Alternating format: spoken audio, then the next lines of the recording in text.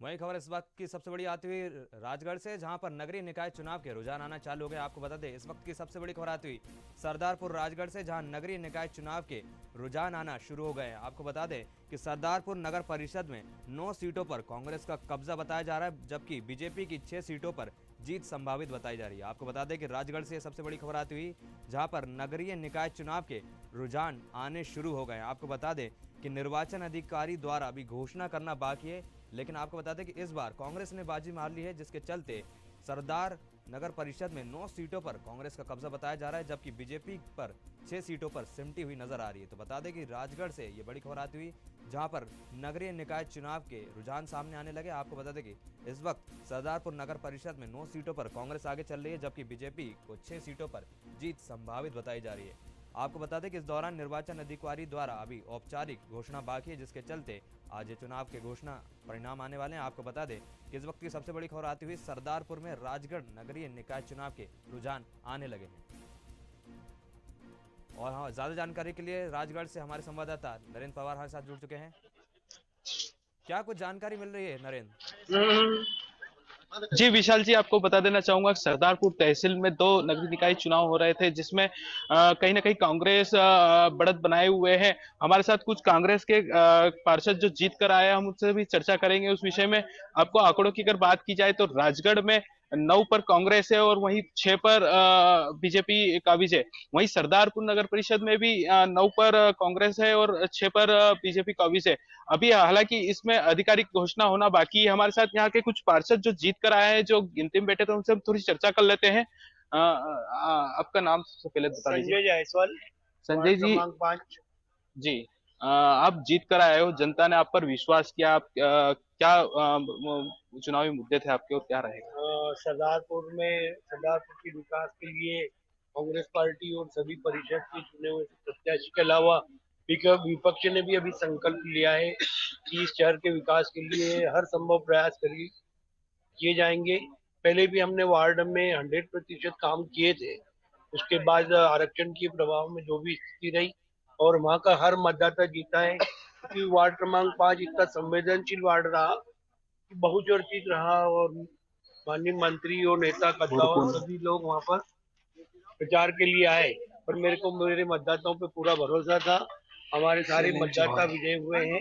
निश्चित रूप से कांग्रेस पार्टी के सभी समर्थक एक दूसरे के साथ जुड़े हुए और प्रत्याशियों की जो चयन प्रक्रिया हुई वो भी बहुत मजबूती से की गई थी। माननीय विधायक महोदय और हम लोगों ने मिलकर पूरा साथ दिया और कांग्रेस परिषद बनी। जी विशाल जी, आपको बता देना चाहूंगा कि और भी पार्षद हमारे साथ में, हम उनसे भी चर्चा कर लेते हैं। शैलेंद्र जी, आप भी अपने जनता जनता है आप पर विश्वास किया है, क्या खरे उतरेंगे? मेरे क्षेत्र के मतदाताओं ने मुझे 12 नंबर वार्ड से बाहरी भावों से विजयी बनाया है।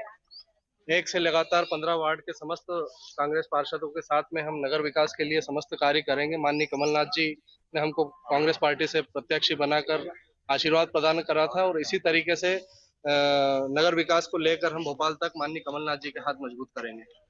शैलेंद्र जी, जैसे वार्डों की क्या क्या समस्या थी जब आप चुनाव में प्रचार के लिए गए थे, तो जनता ने कुछ किया होगा? वैसे तो कांग्रेस की परिषद जब भी थी बहुत सारे काम सरदारपुर नगर परिषद में हुए हैं। उसके बाद में भी जनता के द्वारा जो कहा गया, जो उनकी जो सोच थी और जो काम उनने जो बताए थे, वो प्राथमिकता पे उन काम को हम पूर्ण करने के लिए प्रयास करेंगे।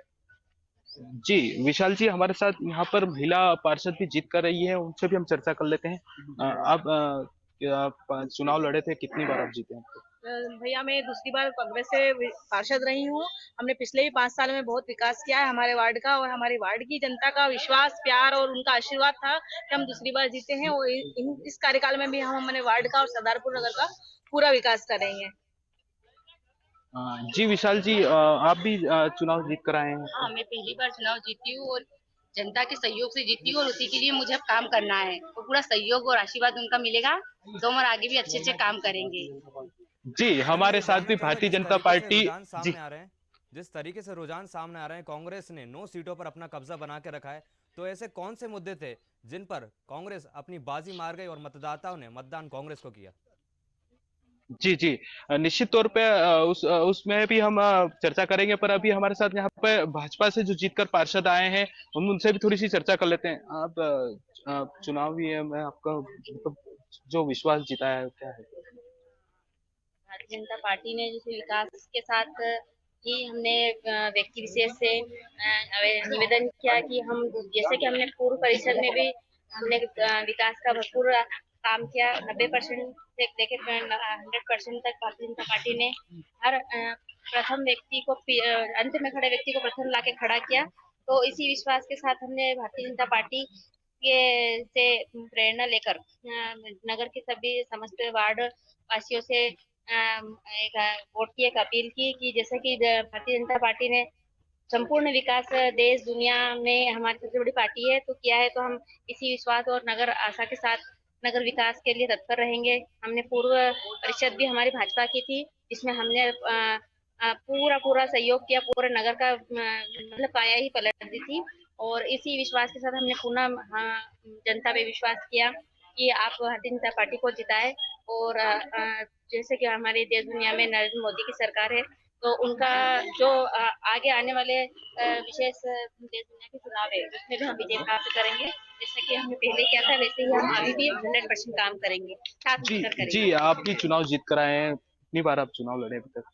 ये मैं दूसरी बार चुनाव दूसरी लड़ी बार। हूँ और मैं जन मेरी जनता से कहना चाहती हूँ कि आपने मुझे विश्वास के साथ जिताया, मैं आपके लिए खरी उतरूंगी। जी विशाल जी, ये थे हमारे साथ भाजपा के पार्षद जो जीत कर आए हैं। जी मैं नरेंद्र ये जानना चाहूंगा, जिस तरीके से रुझान सामने आए, कांग्रेस ने अपनी एक बड़ी जीत दर्ज की है, कहीं ना कहीं 9 सीटों पर कब्जा बताया जा रहा है, तो ऐसे कौन से मुद्दे थे जो बीजेपी नहीं कर पाई लेकिन कांग्रेस उन मुद्दों को पूरा करवाई?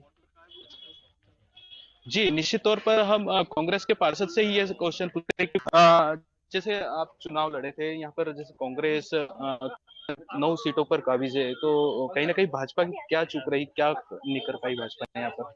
भाजपा का जो अंदरूनी इस तरह से मनमुटाव रहा और जो प्रत्याशी चयन में अपने वार्ड छोड़ के अन्य वार्डों में उन्होंने टिकट ग्रहण किया, जो वाली से टिकट की रही और अनावश्यक मतदाताओं पर दबाव देकर बहुत बुरी परिस्थितियों में रहा। इस कारण से उन लोगों को जनता ने नकारा है। जो शालीनता से जिन लोगों ने चुनाव लड़ा है उनके परिणाम आप लोग देख रहे हैं। कांग्रेस पार्टी राजगढ़ भी, नगर पंचायत और सरदारपुर में भी और इस मामले में माननीय कमलनाथ जी के टिकट वितरण और हमारे लाडले विधायक प्रताप अग्रवाल, इन लोगों की समन्वय समिति ने बहुत अच्छा काम किया।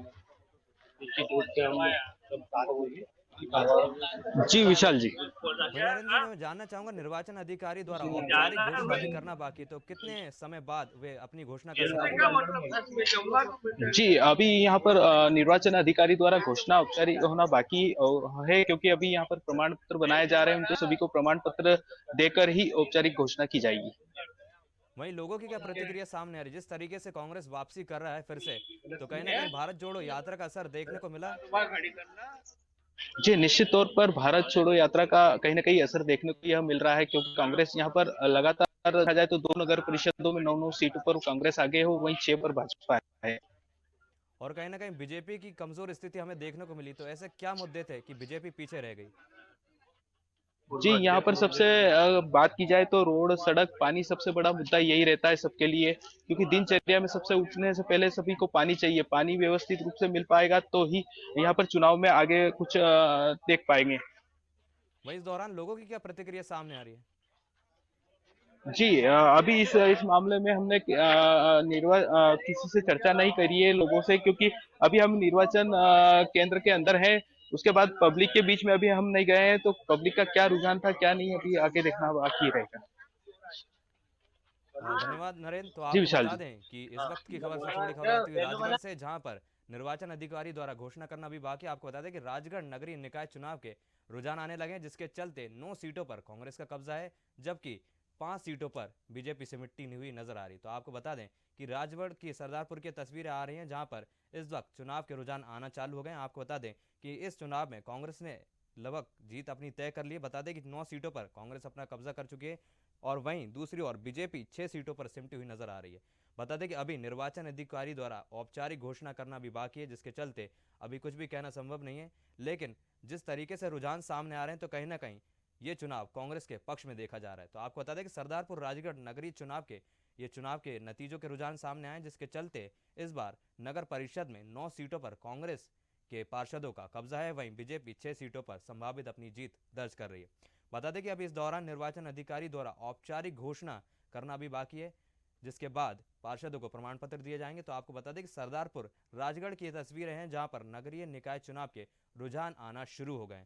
आपको बता दें कि इस दौरान लोगों में भी काफी उत्साह देखने को मिल रहा है, खासकर लोग अपने प्रतिनिधि को चुन के काफी खुश नजर आ रहे हैं। तो बता दें आपको कि सरदारपुर राजगढ़ की तस्वीरें आ रही हैं, जहां पर नगरीय निकाय चुनाव हुए थे, जिसके चलते आज उनके परिणाम आए हैं, जिसके चलते अभी रुझान आ चुके हैं। आपको बता दें कि इस दौरान सरदारपुर नगर परिषद में 9 सीटों पर कांग्रेस अपना कब्जा करती हुई दिखाई दे रही है, जबकि दूसरी ओर बीजेपी केवल 6 सीटों पर संभावित जीत दिखाई दे रही है। बता दें कि इस दौरान निर्वाचन अधिकारी द्वारा घोषणा करना भी बाकी है, जिसके चलते परिणाम सबके सामने आएंगे। आपको बता दें कि राजगढ़ नगरीय निकाय चुनाव के ये रुझान है, जिसके चलते कांग्रेस ने इस बार बाजी मार ली और 9 सीटों पर अपना कब्जा किया है।